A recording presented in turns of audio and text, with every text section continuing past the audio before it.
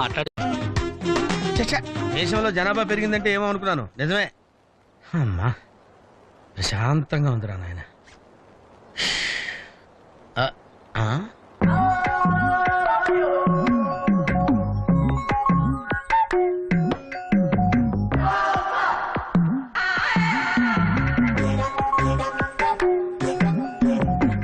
Green, నమస్కారం అండి.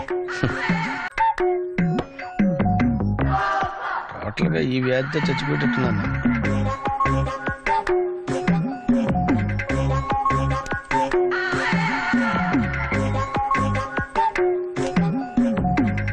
ఏం చేయండి రా దేవుడు.